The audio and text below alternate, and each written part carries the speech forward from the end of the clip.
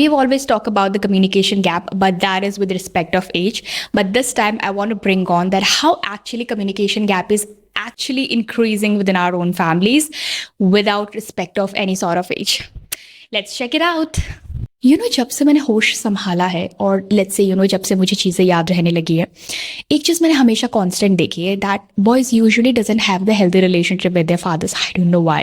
इस चीज़ में मैंने खुद प्राइमरी सर्वे किया है, फ्रेंड सर्कल्स में बात की है, पुराने बैचमेट से बात की, एक्सपीरियंस लोगों से पूछा है, उनके एक्सपीरियंस को समझने की कोशिश की है, रिलेटिव्स में देखा है, ऑब्वियसली फैमिलीज में देखा है. Most of them usually just have one answer. Boys use to say कि बिल्कुल अच्छे से बात नहीं करते हैं, बहुत गुस्से से बात करते हैं, या फिर पहले सीधा मारते थे, या जो हाथ में आता था उससे धुलाई होती थी. फादर्स यूज टू से कि यार बहुत चिड़चिड़ करता है, बहुत जिद्दी है, अपने मन की करता है, हमारी बिल्कुल नहीं सुनता है. यार I really want to mention one such point that families के अंदर सॉरी बोलने का ट्रेंड कभी था ही नहीं. और कुछ गिनी चुनी काउंटेबल फैमिलीज में अगर ये ट्रेंड है भी, अगर वो सॉरी एक्सचेंज करते भी हैं, तो super duper doubtful for me. Friends आपस में सॉरी बोलते हैं, कपल्स आपस में सॉरी बोलते हैं, यहाँ तक कि अगर हमसे गलती हो जाए तो हम स्ट्रेंजर्स को भी सॉरी बोलते हैं यार. लेकिन अपने खुद के घर में भाई बहन आपस में सॉरी नहीं बोलते. पेरेंट्स की अगर गलती हो तो वो उन चीज़ों पे बात करके अपने बच्चों से कन्फेस आउट नहीं करते हैं. उन चीज़ों पे वो कभी सॉरी नहीं बोलते यार. वाइस वर्सा अगर बच्चों की गलती होती है, कभी अगर वो ऊंची आवाज़ में बात करते हैं या उनकी गलती होती है, तो वो अपने पेरेंट्स से जाके उन चीज़ पे बात करना ही नहीं चाहते, वो अवॉइड करते हैं. उन्हें इरिटेटिंग लगता है इन चीज़ों पर बात करना. और this is the foremost reason जिसकी वजह से फैमिलीज़ के अंदर कम्युनिकेशन गैप बढ़ता जा रहा है. I know that you might all have noticed one point कि एक एज तक हम सब कुछ इग्नोर करते हैं, राइट. सब कुछ जाने देते हैं, हमें कोई फ़र्क नहीं पड़ता. हम थोड़ी देर में सब कुछ भूल भी जाते हैं. But why this thing happen and why these things are been taken for granted. यार क्योंकि हमें लगता है कि फैमिलीज ही तो है, मतलब कहाँ जाएंगे नाराज़ होकर, घर छोड़ के तो कोई जाने नहीं वाला है. और अगर कोई मुझसे ये कहना चाहता है कि यार यही तो अच्छी बात है फैमिली की, और यही तो ईज़ है फैमिली के साथ होने का, तो कहाँ चली जाती है वो अच्छी बात एक एज के बाद, और कहाँ चला जाता है वो ईज. यार a baby doesn't born with a hatred behaviour, right. Also we all love our parents and no matter what we are not gonna leave them alone in any situation, no matter what. But apart from this, do you really feel it's cool to behave like strangers at a one home and just talk for the sake of something important and then part ways? Doesn't it hurt both you and your father, or let's say parents? यार believe me when I say this, दोनों ही ऐसा नहीं चाहते हैं, और both are frustrated because of the behavior which is getting developed between both of them. और इसका सबसे बड़ा रीज़न है कम्युनिकेशन गैप. और कम्युनिकेशन गैप इसीलिए है क्योंकि हम आपस में सॉरी नहीं बोलते. I don't know if you know this or not, sorry actually removes the barrier of communication gap irrespective of any sort of relationship. When the baby is born, or let's say very very young, पहली गलती ना parents करते हैं उन चीज़ों पे हाथ उठा के जिसको आप प्यार से बातों से समझा सकते हो.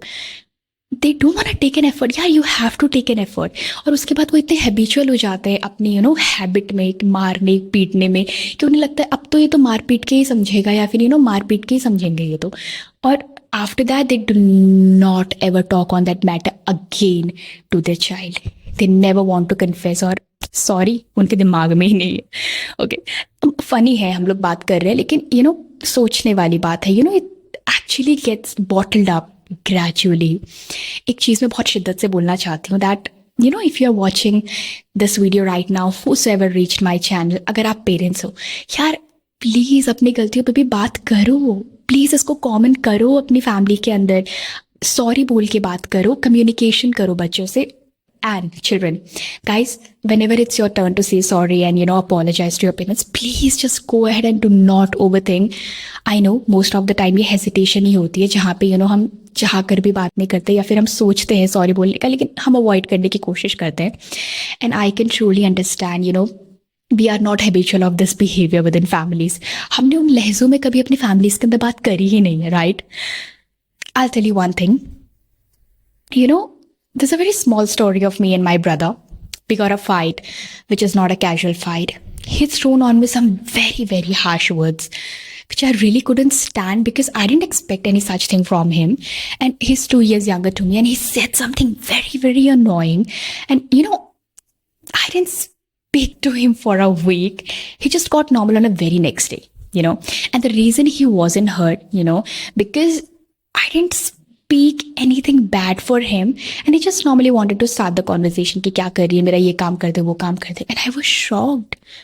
I took some minute, and after some minute I told him that, see, we are not gonna talk, we are not having any conversation until you apologize and say sorry. And I believe that he might wanted to say sorry, or wanted us to get normal, but there is something which I felt is stopping him, is resisting him to do that. And that is hesitation. I'll tell you how. Hesitation of, not being habitual of saying sorry to his sister. Hesitation of never done before. And that was the day I realized कि यार उसकी गलती नहीं है, this is not so common within families. We are not habitual of, following this ritual or a behavior, I should say. तो उसकी hesitation को feel करने के बाद ना, मैं खुद अपने आप normal हो गई थी. But I still didn't spoke to him, for a week, or let's say more than a week, because I want him to get normal and get comfortable, say sorry and apologize. So I started within, my own family. I started from my own house, and I want all of you to please at least try to avoid this communication gap, which is the foremost and the root cause of unhealthy relationship within families. यार इन चीज़ों पे ना थोड़ा सा overthink करते हुए मैंने कुछ चीज़ें लिखी हैं so that I can make you all understand कि मैं इन चीज़ों को कैसे देखती हूँ और मेरा क्या स्टैंड पॉइंट है इससे रिलेटेड. तो चलो हम ही समझ जाते हैं, एक अच्छा सा मैसेज देते हैं. इस बार उनसे शिकायत नहीं, बस अपनी नाराज़गी ज़ाया करते हैं.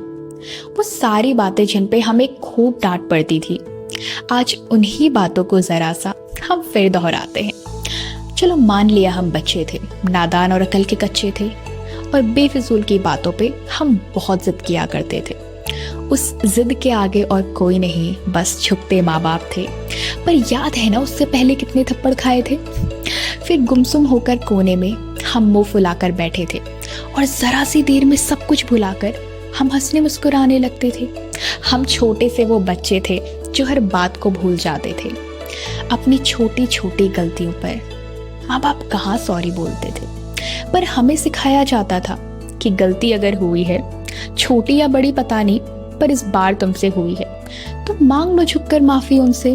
तुम छोटे थोड़ी हो जाओगे, अगर इसी से बात संभलती है तो शायद तुम बड़े बन जाओगे. बात तो रोज होगी ही, अब घर छोड़कर कहाँ जाओगे. मुंह फुलाकर कुछ देर में अपने आप नॉर्मल हो जाओगे. तो नहीं बोला था ना सॉरी आपने जब गलती आपसे हुई थी. तो चलो मार खा भी ली हमने, तो क्या मार पीट कर समझाना ये गलती नहीं थी. उसके बाद भी कुछ देर में आप कहाँ पास आए थे. गुस्सा ठंडा होने पर हमें कहाँ प्यार से मनाते थे. सुना ही नहीं था हमने कभी आपको हमें सॉरी बोलना. तो हम भी अपनी गलतियों पर आपसे कहाँ माफ़ी मांगते थे. बस एक चीज़ की आदत ने हमें झुकाए रखा था, यू आर द पेरेंट्स, ये बात समझाए रखा था. हम आज भी इस पर कायम हैं और आप पे जीत जान कुर्बान है. पर क्यों इतने स्ट्रिक्टली आपने हमें डराए रखा था. हम जैसे बड़े होते गए, बाहर की दुनिया में खोते गए. आपसे अपनी नाराज़गी की वजह हम क्यों दोस्तों को बताते गए. देखा जाए तो हक से हमें आपके पास आना था, और सही गलत की बातों का हिसाब हमें आपसे लगाना था. पर वो कंफर्ट कभी था ही नहीं, तो हम भी कभी पास नहीं आए, और आपसे नाराज़गी थी या गुस्सा, इस बात को कभी समझ ही नहीं पाए. तो चलो हम ही समझ जाते हैं, एक अच्छा सा मैसेज देते हैं. इस बार उनसे शिकायत नहीं, बस अपनी नाराज़गी ज़ाया करते हैं. एक छोटी सी हिम्मत करते हैं और ज़रा सा समय निकालते हैं. हम बात तो करके देखे यार, दे आर द पेरेंट्स, वो सब समझते हैं. बस ज़रा सा तरीका बदल लेना और ज़रा सी हल्की आवाज़ में बात करना, फिर बैठ के आमने सामने दोनों सारी बातें ज़ाया कर देना. कह देना हक से सब, और जिस बात से तुम गुस्सा हो. एक घर में साथ रहते हो और क्यों मुंह मोड़ के बात करते हो. शायद उतना आसान नहीं होगा, कुछ अनगिनत बातों का गुस्सा बहुत भरा होगा, पर जो कम्युनिकेशन गैप ने बात खराब की है ना, उसका समाधान ज़रूर होगा. देखो अब ब्रिंगिंग उनकी भी नहीं थी, जहाँ छोटों से माफ़ी मांगी जाए, बड़ों की गलती हो और छोटों के सामने सर झुकाया जाए. तो झिझक उनमें भी थी होगी, या मन में कभी बात आई ही नहीं होगी. हो सकता है हमने बस अपनी बेकार की अक्कल लगाई होगी। तो ना उन्होंने कभी ध्यान दिया, ना हमने कभी कोशिश की। बस उनकी नासमझी में ध्यान देते देते हमने अपनी समझदारी खो दी। जो व्यवहार तुम अपने लिए चाहते हो, एक बार वैसा करके तो दिखा दो। उनकी ऊंची आवाज के बाद एक बार अपनी बात तो समझा दो।